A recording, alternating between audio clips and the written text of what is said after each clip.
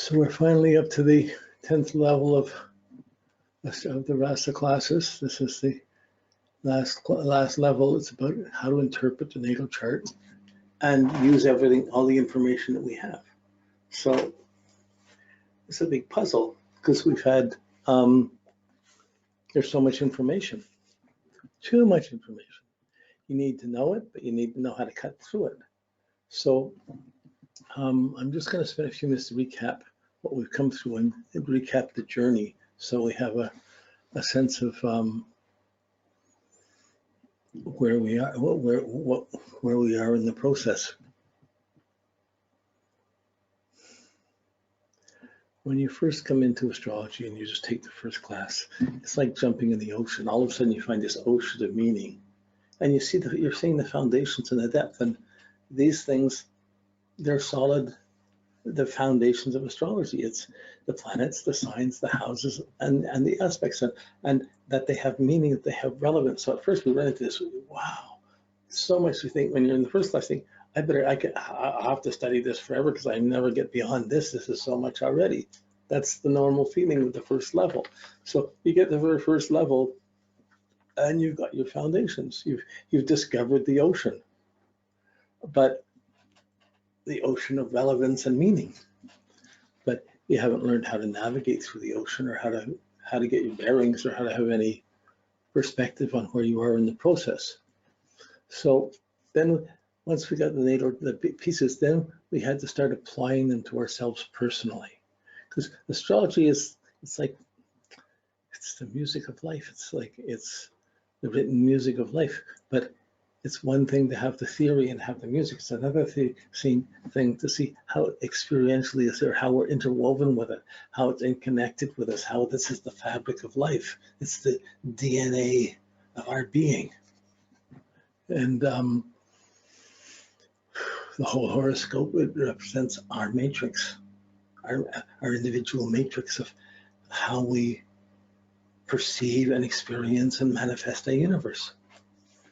So we then took the planets and the signs, and we just took each planet,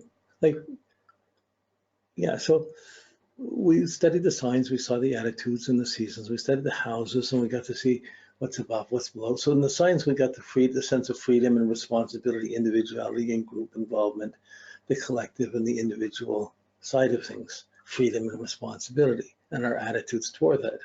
So any planet in any sign is going to pick up a sense of freedom and responsibility. And then once it picks up that attitude, then it's going to use that energy and you're going to experience it in your chart. So at each level, so when we get to the signs, the houses, we're looking at the signs of the seasons of the year. The houses are the hours of the day, or the time of the day. So half of the day is rising, half is setting, half is above, half below. It's just the way it is, just a clock of nature. It's like the seasons. But it's a faster clock. It's moving each day. And half of the sky is above us, half is below us, half is rising, half is setting. And we start from there to develop our relationship to the world we live in, the earth we're on. And the half that's below the horizon represents our subjective half, and the half above is our objective half, our functional half. So half of our world is, we're being involved with other matrices and other beings that have similar, different, totally, it's just a different the functional universe of the potentials and how we come into it, what we accomplish in it, how we respond in it. That's all of that above the horizon energy. And a planet can be above the horizon, in which case its energy will go out, or it'll be below the horizon, in which case it'll be more focused on subjective relevance or things within oneself, not so much often the things within oneself, we see them as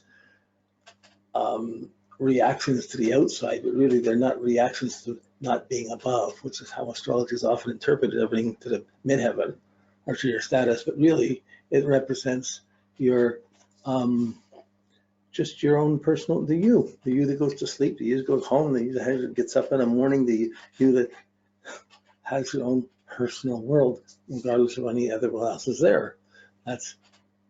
And there's 6 houses that represent that. That's the whole half of your chart. So planets are either going to be subjective, putting their energy into subject, stimulating the subjective half of your being, or the objective functional half.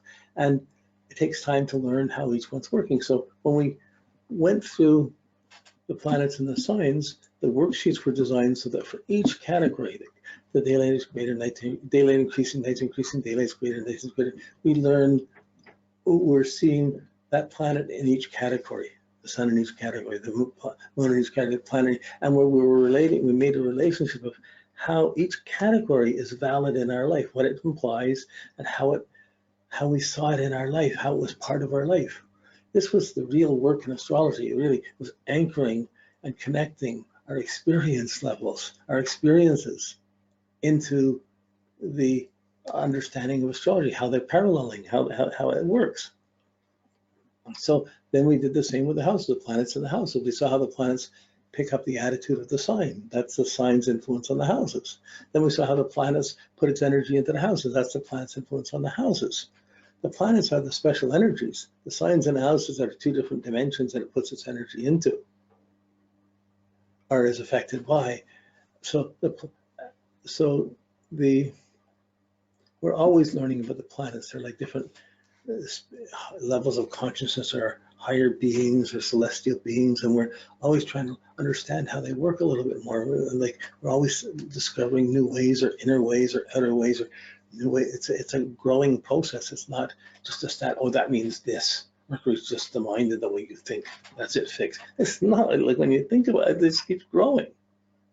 That puzzle, each planet's a puzzle. So really through astrology, we're coming to know the nature of each planet and each level of consciousness. And we're coming to develop that awareness of it. And we're coming to appreciate how each planet is unique and how these different frequencies function. So it's a lot like music. If we listen to a symphony, there could be 50 violins playing, and the conductor can hear that one violin in the middle of those 50 is out of tune, because he's cultivated his capacity to hear and to be sensitive to that. Most of us, we're just hearing all the violins. We're never going to notice any little mistakes or anything like that. So there's not really mistakes with your chart. It's just you're the definition of your chart. You're it. So we work to make that connection. So that for you is your basic foundation in astrology, knowing that you're connected, that this is real, that this works. It's not just a symbol that you can project into. It's the fabric of life and how we're connected to it.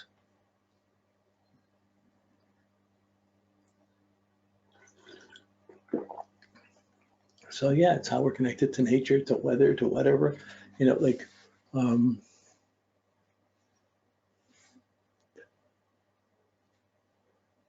so the planets pick up the attitude of signs, they put the energy, and they take up that attitude, and each planet once it's picked up the attitude, it pushes it into the houses, and it does so easily or difficultly according to the aspects made to it.